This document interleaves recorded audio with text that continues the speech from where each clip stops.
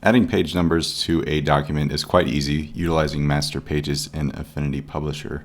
So what you can do is create a new document, and we'll need to add this facing pages checkbox as a default setting there. You can choose whatever format page preset you want here. I'm going to go with A4 as a standard print, and we can I'll probably use inches just because that's kind of what I'm used to. And it looks like the A4 size isn't quite what I'm after. Actually, I want to use the letter size, so it's 8.5 by 11. And we have margins set by default. You can modify those to your liking. And it is set in 300 dpi, which is important for print, so that's something to remember. Okay, so we'll create our first document, and I'm going to create a master page to start with. I'll call this master A. And this will be a facing page because I'm going to have facing pages going forward when I add more pages.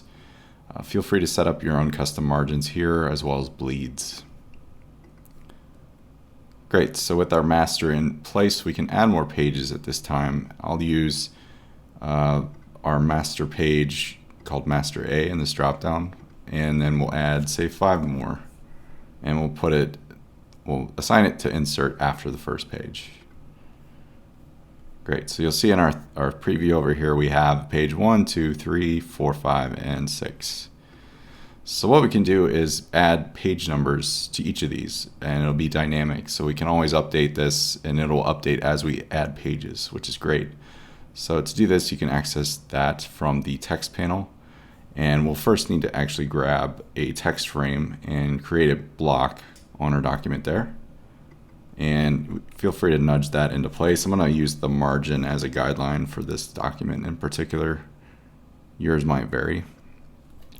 So what you can do is go to the text panel again, and we'll insert page number. Make sure you have this highlighted, so you'll want to double click into this text frame, and then we'll go into insert page number. Great, so it does that automatically, and it's defined, as you can see here, it's a 1 in that box. It's kind of hard to see, but now you can see it. So what I'm going to do is Command C and copy that, and we'll go over to this side and paste it in. And right now it's left aligned, and I want it to be right aligned. So again, I'm going to align it to the margin and right align it using our contextual toolbar. Maybe shift it up a tad. You'll see it's dynamically updated. I didn't have to add the 2 in there, which is great. So on our master page itself, this is its own entity. We don't do anything that isn't going to be global in this frame. So we can go down to our first page, and by default, it's not set to show. We can go to the second page and see that set. So we have 2, 3, 4, 5, and 6. Now the reason it doesn't show on the first page is because we modified this to be a facing page as the default. So that's a quick tip to add page numbers. You'll notice they are symbols. So that's built into the Affinity Publisher tool.